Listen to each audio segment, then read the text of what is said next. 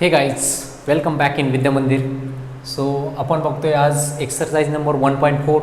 कारण की काल आत्तापर्यंत आपण सगळे जे काही आपले लॉजिकल कनेक्टिव्ज आहेत ते सगळे लॉजिकल कनेक्टर आपण घेतलेले आहेत, राईट ना. Conjunction, disjunction, negation, then conditional statement, then biconditional statement, याबद्दल आपण सविस्तर सगळं बेसिक शिकून घेतलेलं आहे सगळं.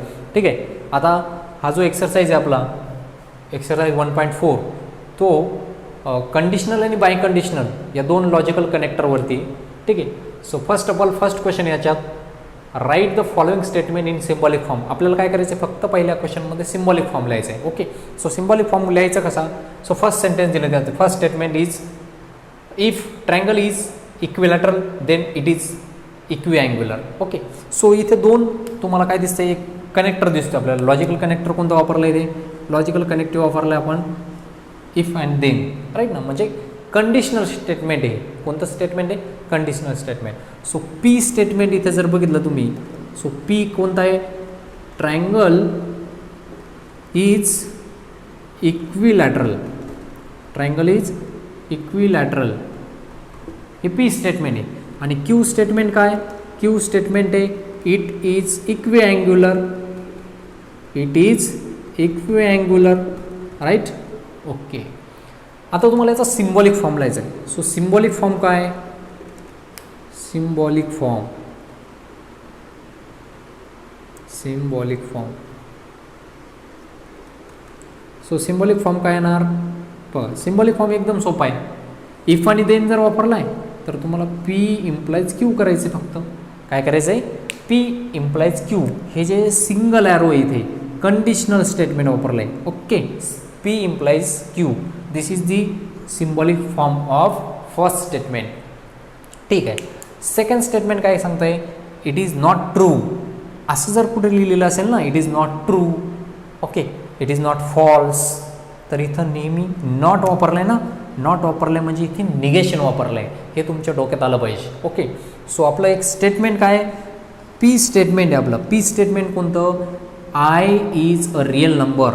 हे बघा मी इथं लिहितो आहे, I is a real number, right ना.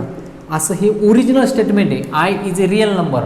पण इथं काय म्हटलं आहे त्यांनी, इट इज नॉट ट्रू म्हटलं आहे, म्हणजे हे चुकीचं आहे. Okay. It is not true म्हणजे हे खरं नाही, म्हणजे हे चुकीचं आहे. Okay.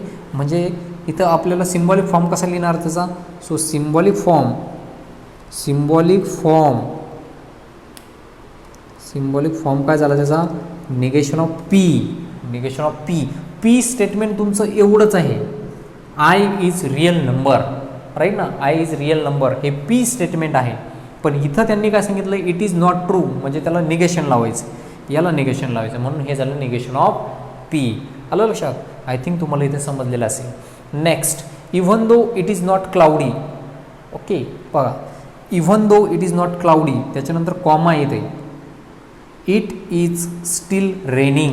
It is still raining. So P statement काय तुमच्याकडे, पी स्टेटमेंट इव्हन दो नाही, आता it is not cloudy. Okay. इथं नॉट लावलं आहे ना, सो आपण लिहिताना काय लिहायचं, it is cloudy.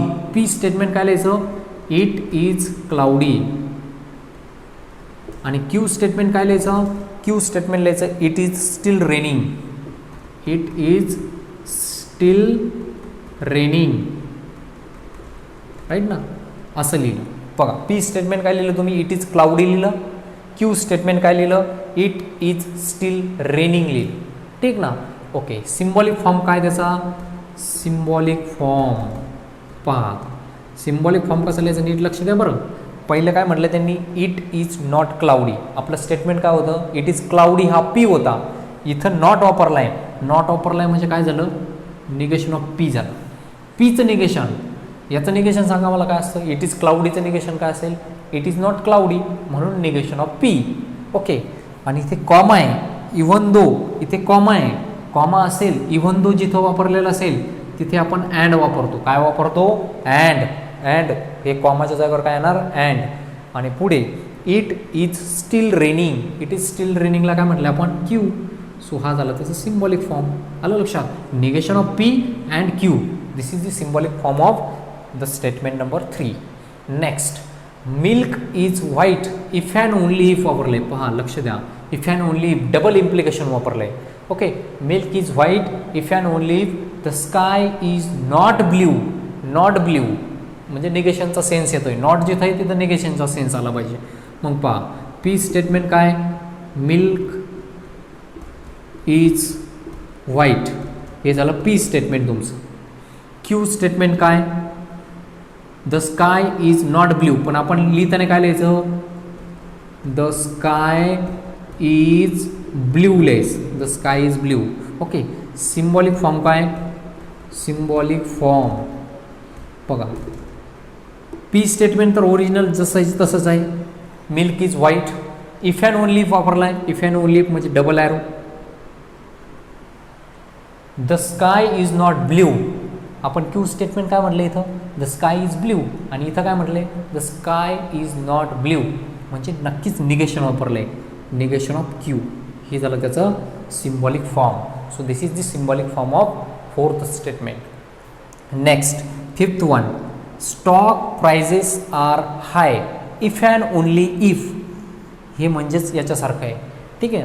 So P statement काय, स्टॉक प्राइसेस आर हाय, आणि क्यू स्टेटमेंट काय, स्टॉक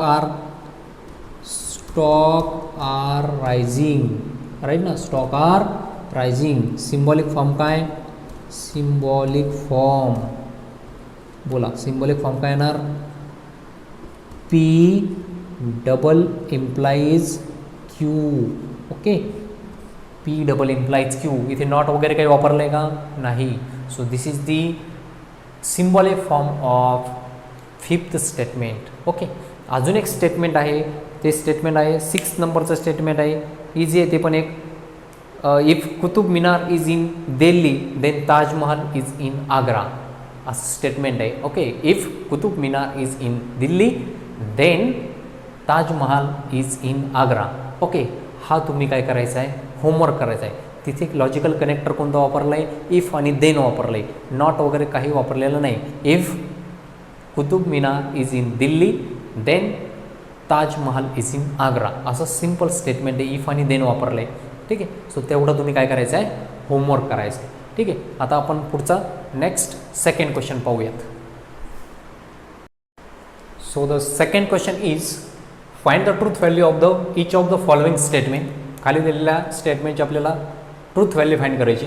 सो पहिलं स्टेटमेंट दिलं आहे, it is not true that 3 - 7i is a real number. हे जे आहे ना, हे 3 - 7i, हा जो आय आहे. Okay, 3 - 7i is a real number. Okay, so आपलं स्टेटमेंट काय आहे तुमचं, पी स्टेटमेंट लिहा. पहिले तर पी स्टेटमेंट लिहा, हे वालं 3 - 7i is a real number. Is a real number. Okay, ठीक आहे. आणि इथं सिम्बॉलिक फॉर्म कसं लिहिणार तुम्ही, सिम्बॉलिक फॉर्म पहा. सिम्बॉलिक फॉर्म काय येणार, symbolic form it is not true म्हटलं आहे ना, it is not true that. It is not true that म्हटल्यानंतर नक्कीच इथं निगेशन वापरलं आहे. नॉट जिथं वापरलं आहे तिथं निगेशन वापरलं आहे तिथं. ठीक आहे. मग हे जे स्टेटमेंट आहे त्या स्टेटमेंटची ट्रूथ व्हॅल्यू काय आहे. ओके, आता ट्रूथ व्हॅल्यू लिहायची आपल्याला. Truth value. Okay, truth value काय, निगेशन तर ॲज इट इज. पहिलं तर मला सांगा हे स्टेटमेंट कसं आहे. 3 - 7i is a real number. हे रिअल नंबर आहे का, 3 - 7i. ओके, जिथं हा 3 फक्त रिअल आहे, 7i कसा आहे, इमॅजिनरी नंबर आहे. रिअल आणि इमॅजिनरी दोघांचं कॉम्बिनेशन करून कोणता असतो, कॉम्प्लेक्स नंबर असतो. म्हणजे हा रिअल नंबर नाही. आणि इथं म्हटलं आहे त्यांनी is a real number. Okay, P statement काय आपलं, इज अ रिअल नंबर. ते रिअल नंबर आहे का, नाही, म्हणजे फॉल्स आहे. ते स्टेटमेंट फॉल्स आहे. पण फॉल्सचं निगेशन काय असतं, ट्रू असतं. म्हणून आन्सर काय येणार आपलं, त्याची ट्रूथ व्हॅल्यू काय येणार, टी येणार. इथे बघा, it is not true that 3 - 7i is a real number. म्हणजे काय म्हटलं त्यांनी, इट इज नॉट ट्रूथ म्हणजे हे खरं नाही आहे. 3 - 7i is a real number. हे जे स्टेटमेंट आहे ते खरं नाही आहे. म्हणजे बरोबरच सांगितलं त्यांनी एकंदरीत. आलं लक्षात. फक्त लिहिण्याची पद्धत कशी त्याची, पी स्टेटमेंट आपण घ्यायचं. 3 - 7i is a real number. Symbolic form लिहायचा त्याचा. ओके, सिम्बॉलिक फॉर्म कसा येणार, इट इज नॉट ट्रूथ म्हणलं ना म्हणून negation of P. Symbolic form असा आला, इट इज नॉट ट्रूथ म्हणलं म्हणून negation of P. Okay, negation as it is. Statement कसं आहे, हे 3 - 7 आहे is a real number. P statement असं आहे पण हे चुकीचं आहे म्हणून इथं फॉल्स. पण फॉल्सचं निगेशन कसं असतं, ट्रू म्हणून टी. आलं लक्षात, ठीक आहे. नेक्स्ट इथं काय येणार, इफ वापरलाय देन वापरलाय. ओके, मग तुमच्याकडे दोन स्टेटमेंट आहे. एक आहे पी स्टेटमेंट, कोणतं, अ जॉईंट लिहा इथे, a joint venture is a temporary, joint venture is a temporary partnership. ठीक आहे, joint venture is a temporary partnership. आणि क्यू स्टेटमेंट काय, डिस्काउंट ऑन परचेस लिहा इथे, discount on purchase, discount on purchase is credit to the supplier, okay, ठीक आहे. आता मी थोड्या वेळ याला काय करतो, याला रफ करतो, याचं इथे लिहितो. ठीक आहे, हे जे आहे याला रफ करतो आहे आणि याचा राहिलेला आन्सर इथे लिहितो. सो नीट लक्ष द्या. आता पहा काय म्हटलं त्यांनी, इफ आणि देन वापरले, कनेक्टरचा संबंध तुम्हाला इफ आणि देन वापरले, ट्रूथ व्हॅल्यू काढायची. पहिलं स्टेटमेंट पहा, a joint venture is a temporary partnership. Okay, आता तुम्ही कॉमर्सचे स्टुडंट्स आहात बरोबर ना, 11th स्टँडर्डमध्ये शिकलेला असालच. ठीक आहे, इथं काय म्हटलं आहे, a joint venture is a temporary partnership. Joint venture काय आहे, is a temporary partnership. Okay, हे बरोबर आहे का, ओके, ही टेम्पररी पार्टनरशिपच असते. जॉईंट व्हेंचर जे असतं ते काय असतं, टेम्पररी पार्टनरशिपच असते. जॉईंट व्हेंचर म्हणजे काय, जेव्हा दोन पार्ट्या एकत्र येतात, ओके, किंवा ऑर्गनायझेशन एकत्र येतं तर ते कसं असतं, एक टेम्पररी पार्टनरशिप असते, राईट ना. जॉईंट व्हेंचर म्हणजे दोन पार्ट्या एकत्र येणे, ओके, त्यांचं एक अकाउंट असणे, त्याला आपण काय म्हणतो, ते टेम्पररी पार्टनरशिपमध्ये असतात. म्हणजे पहिलं स्टेटमेंट जे आहे ते तुमचं बरोबर आहे. पहिले तर इथे सिम्बॉलिक फॉर्म लिहा त्याचा, इथं लिहितो मी. सिम्बॉलिक फॉर्म काय येणार, सिम्बॉलिक फॉर्म काय आला, P implies Q. If and then वापरला ना, इफ देन वापरला म्हणून पी आणि क्यू. आता पहिलं स्टेटमेंट ट्रूथ व्हॅल्यू लिहितो हा इथे, ट्रूथ व्हॅल्यू, पहिल्या स्टेटमेंटची ट्रूथ व्हॅल्यू टी आहे, इम्प्लाइज. दुसरं बोला, discount on purchase is credit the supplier. Discount on purchase is credit the supplier.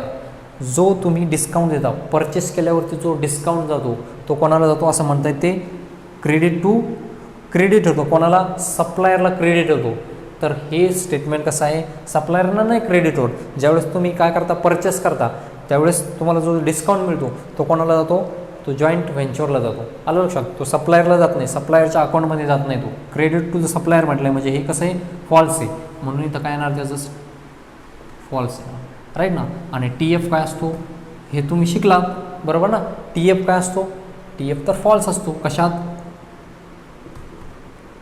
Conditional स्टेटमेंटमध्ये शिकलात ना तुम्ही. कंडिशनल टी इम्प्लाइज एफ असेल तर काय असतं आपलं, फॉल्स असतं. जनरली तुम्हाला मी सांगितलं होतं बघा, हे बघा, टी अँड टी असेल तर ट्रू असतं, एफ ऑर एफ असेल तर एफ असतं, राईट ना. निगेशन ऑफ टी असेल तर एफ असतं, निगेशन ऑफ एफ असेल तर टी मिळेल. टी इम्प्लाइज एफ असेल तर एफ असतं, टी डबल इम्प्लाइज टी असेल तर काय असतं, टीच असतं. एफ डबल इम्प्लाइज एफ असेल तरी पण काय असतं, टीच असतं. तसं इथे हे वाला मिळालं ना आपल्याला, म्हणून त्याचं फायनल आन्सर तुम्हाला काय मिळेल, एफ मिळेल. फॉल्स, आलं लक्षात. सो त्याची ट्रूथ व्हॅल्यू काय झाली, एफ ही ट्रूथ व्हॅल्यू झाली ह्या स्टेटमेंटची. ओके, आय थिंक तुम्हाला समजलेलं असेल. ठीक आहे, नेक्स्ट थर्ड वन. इथे पी स्टेटमेंट काय आहे तुमचा, every. If and only if वापरला आहे पहा, इफ अँड ओनली इफ म्हणजे हे वाला वापरलेलं आहे last. Every account is free to apply his own accounting his own accounting rules if and only if. Q statement काय, हे झालं तुमचं पी स्टेटमेंट. क्यू स्टेटमेंट काय, machinery is and assets. Machinery is and asset. आता माझ्या माहितीप्रमाणे इथं काय म्हटलं त्यांनी, every account is free to apply own accounting rules. समजा एखादा अकाउंटंट आहे, तो काय रूल सोडून स्वतःचे रूल लावणार आहे का अकाउंटिंग करताना? नाही. म्हणजे काय करावं लागेल त्याला, रूलनुसारच घ्यावं लागेल ना. इथं काय म्हटलं त्यांनी, एव्हरी अकाउंट इज फ्री, म्हणजे तो मोकळा आहे त्याच्या पद्धतीने रूल लावायला. असं होतं आहे का कधी? नाही. कोणताही अकाउंटंट असेल तर त्याला काय करावं लागतं, रूलनुसारच अकाउंटिंग करावं लागते. ओके. आणि इथं काय म्हटलं त्यांनी, every account is free to apply his own accounting rules, म्हणजे ते स्वतःचे रूल लावणार. असं होणार का कधी? नाही. म्हणजे पहिलं स्टेटमेंट तुमचं फॉल्स आहे. ओके. आधी येतं सिम्बॉलिक फॉर्म लिहू आपण. Symbolic form. So symbolic form काय येणार मित्रांनो, पहा सिम्बॉलिक फॉर्म काय येणार, इफ अँड ओनली इफ वापरलं ना, P double implies Q. P double implies Q. Truth value सांगा. ट्रूथ व्हॅल्यू बघा, ट्रूथ व्हॅल्यू काय येणार, पहिलं स्टेटमेंट तर फॉल्स आहे, डबल इम्प्लाइज. दुसरं कसं आहे, मशिनरी इज अन असेट. मशिनरी एक टाईपचे असेट असतातच, ते बरोबर आहे. मग असं जर असेल, तुम्हाला माहिती आहे सारख्या सारख्या व्हॅल्यू असेल तरच ट्रू असतं, सारखं सारखं असेल तरच ट्रू असतं. अदरवाईज हे कसं आहे, फॉल्स आहे. म्हणजे याची येणारी व्हॅल्यू कशी असणार, फॉल्स असणार. आलं लक्षात? ही झाली त्याची truth value. Okay. I think तुम्हाला समजलेलं असेल. आता हे जे फोर्थ आहे त्याला इथे करूयात आपण. ठीक. सो फोर्थ क्वेश्चन काय तुमचा, पहा फोर्थमध्ये पी स्टेटमेंट काय, नायदर तर सोडा आधी, नायदर नंतर लावू. नायदर म्हणजे निगेटिव्हचा सेन्स होते, म्हणजे निगेशन घ्यावं लागणार. आणि इथे नॉर पण आहे, तिथे पण निगेशनचा सेन्स लागतो आहे. ओके. मग स्टेटमेंट लिहिताना पी स्टेटमेंट काय लिहायचं तुम्ही, 27 इज अ प्राईम नंबर असं लिहायचं. 27 is a prime number. Q statement लिहिताना काय लिहिणार, 27 is divisible by, 27 is divisible by 4 असं लिहायचं. आलं लक्षात? सिम्बॉलिक फॉर्म कसा लिहिणार, सिम्बॉलिक फॉर्म कसा लिहिणार सांगा. सिम्बॉलिक फॉर्म काय येणार बघा, नायदर म्हटले ना म्हणजे याचं निगेशन केलेलं आहे. ओके. निगेशन केलेलं आहे म्हणजे निगेशन ऑफ पी येणार. नॉर म्हटलं आहे ना, नॉर डिव्हिजिबल बाय 4 म्हणजे याचं पण निगेशन केलेलं आहे, निगेशन केलेलं आहे. आणि नायदर आणि नॉर जिथं जिथं वापरताल तिथं तुम्ही अँड कनेक्टर वापरायचं. कोणतं वापरायचं, अँड. सो हे काय येणार, अँड येणार. आलं लक्षात? अँड कनेक्टर वापरायचं. सो इथं ट्रूथ व्हॅल्यू काय येणार, आता मी ट्रूथ व्हॅल्यू इकडे वरती लिहितो आहे. ठीक आहे. सो हे झालेलं असेल तुमचं कदाचित, याला मी रफ करतो आहे. इथे आपण त्याचं ट्रूथ व्हॅल्यू लिहूया. सो ट्रूथ व्हॅल्यू काय येणार, पहा इथं ट्रूथ व्हॅल्यू लिहू. ट्रूथ व्हॅल्यू पहिलं स्टेटमेंट आहे negation, so negation as it is ठेवा. पी स्टेटमेंट कसं आहे, 27 is a prime number. 27 prime number आहे? नाही. प्राईम नंबर म्हणजे ज्याला फक्त 1ने आणि स्वतःनेच डिवाईड होतं असाच नंबर. 27ला तर 9ने पण डिवाईड होतं, 3ने पण डिवाईड होतो. मग 27 कशाचा प्राईम नंबर, 27 तर प्राईम नंबर नाही. म्हणजे हे स्टेटमेंट कसं आहे, फॉल्स. निगेशन ऑफ एफ आलं, पी स्टेटमेंटची value negation of F. And negation of Q statement कसं आहे, 27 इज डिव्हिजिबल बाय 4. 4ने डिव्हिजिबल आहे 27 नाही आहे, ते पण फॉल्स आहे म्हणून फॉल्स. ओके. आता बोला बघा, निगेशन ऑफ एफ असतं T and negation of F असतं टी. टी अँड टी असेल तर आन्सर पण टीच असतं. आलं लक्षात? म्हणून याची ट्रूथ व्हॅल्यू काय झाली, टी झाली. आलं लक्षात? आता लास्ट एक 5th नंबरचा क्वेश्चन आहे, तो घेऊन टाकू लगेच आपण. 3 is a prime number and an odd number. Okay, 3 is a prime number and an odd number. Okay, and an odd number. पहा बरं, पी स्टेटमेंट काय तुमचं, 3 is a prime number हे झालं पहिलं स्टेटमेंट. क्यू स्टेटमेंट काय तुमचं, and an odd number. कोण odd number, 3 is an odd number हे झालं दुसरं स्टेटमेंट. सिम्बॉलिक फॉर्म बोला, सिम्बॉलिक फॉर्म काय येणार सिम्बॉलिक फॉर्म पी अँड वापरला आहे ना P and Q simple P and Q वापरला आहे ट्रूथ व्हॅल्यू बोला ट्रूथ व्हॅल्यू पी स्टेटमेंट